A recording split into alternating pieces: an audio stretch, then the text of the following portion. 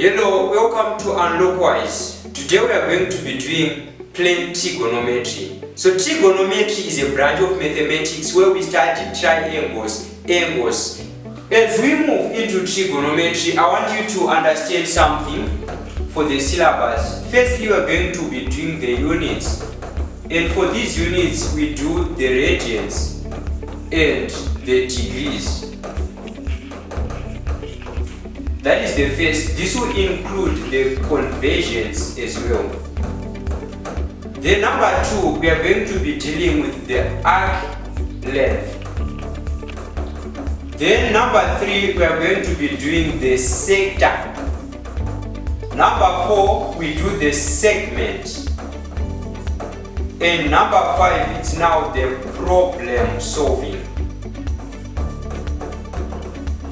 For problem solving, we'll be combining the concepts which we would have done for arc length, for sector, for segment, as well as introducing the Pythagoras theorem, mensuration of plane shapes, and more others. So, if we are to draw a circle like that, and from the center, which we call O, we take a radius and we cut another radius that side, all from the circle. This is like a pizza, if you can see. So the angle between these two radiuses is called theta, and the length from this point, which I can call A, up to this point, which I call B, is called an arc of that circle. That is an arc of that circle over there. So, what is a radian? You have to know this question. What is a radian? This being called the arc length and this being the radius. The radian is an angle subtended at the center of a circle when the radius is equal to the arc length. So you have to know this definition. We are saying if this radius is equal to this arc length, then this angle theta is called a radian. This angle is called a radian. So now, what is the relationship between the radians and degrees? Because initially we measure angles in degrees. You have to know that 360 degrees is equal to 2 pi radians. Even if you desire to divide by 2 both sides, so that we have 2 into 360, which is 180 degrees, we will get 180 degrees is equal to pi radians. 180 degrees is equal to pi radians. So in examination, they ask you to convert radians, angles which are given in radians, to degrees. How do you do that? If the question is saying, convert pi over 6 radians to degrees,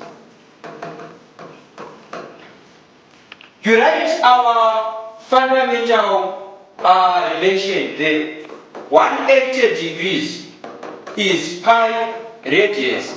Here pi over 6 radians is x. Then you cross multiply 180 times pi over 6 divided by pi is equals to x. Therefore, x is equals to 6 into that, it's 30 degrees.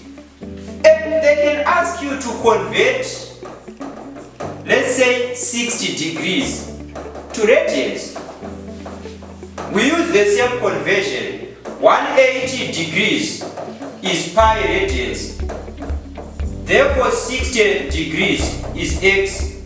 We cross multiply, we get x is equals to 60 pi divided by what?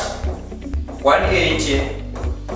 And this will give us pi over 3 radians.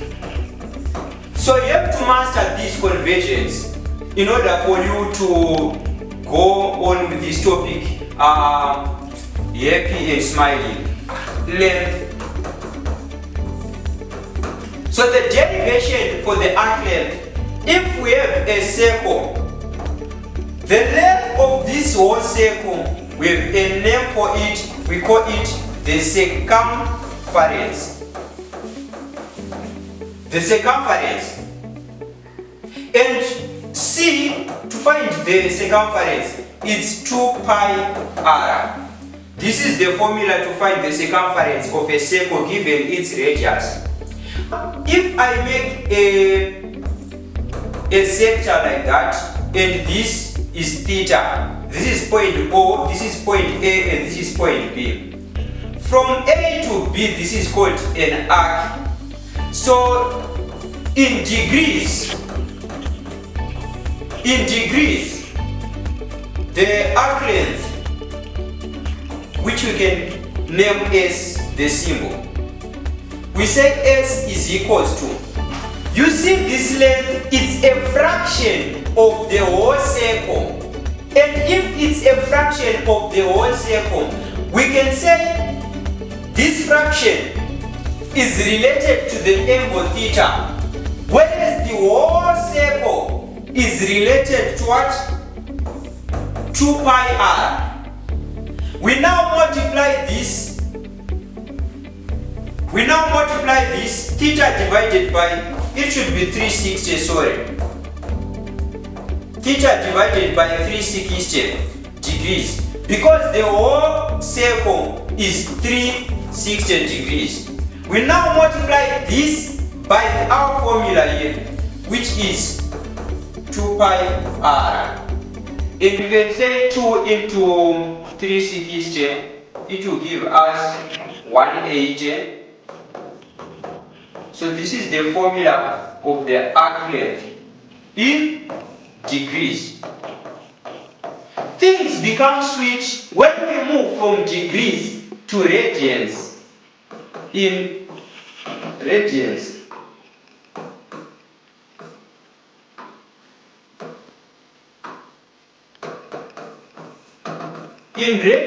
how do you find the arc length? We said S is equals to theta over 360 degrees times 2 pi r.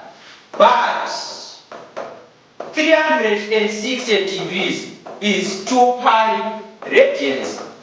So we convert this angle to radians and this to radians. We will have S is equals to theta divided by 2 pi r. If you see these 2 pi, they are identical, so they cancel, giving us S is equals to r theta. This is our formula if theta is in radians.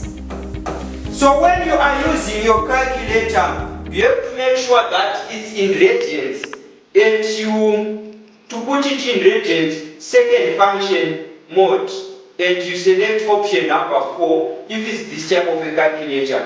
Now you'll be able to compute. If you make a mistake of using your theta in degrees, but you use this formula, you'll be wrong. So correct that mistake, never make it. You understand?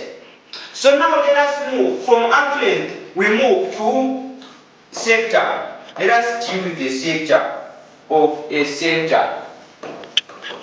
How do you find the area of a sector? With this same circle, which we draw from start, this is R, this is R of A and B. What I shared here, it's called a sector. And since it's small, we can call it a minor sector, whilst this one is a major sector. This is a minor sector, this is a major sector. So the area in degrees first, this whole circle, its area A is equals to pi r squared.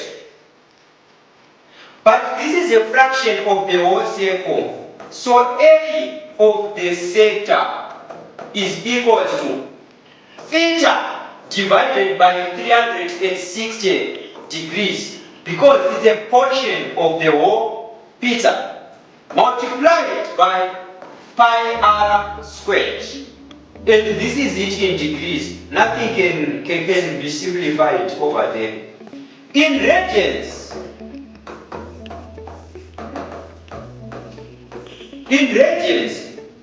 we know that 360 degrees is equals to 2 pi radians. So here, area of sector is equals to theta over 2 pi multiplied by pi r squared. These pi's are going to cancel, which gives us half r squared theta. This is the area of the sector in radians. This is the area of the circle in radians. And I told you, use your calculator to convert from degrees to radians. And you see somewhere there to be written R, meaning it's in radians.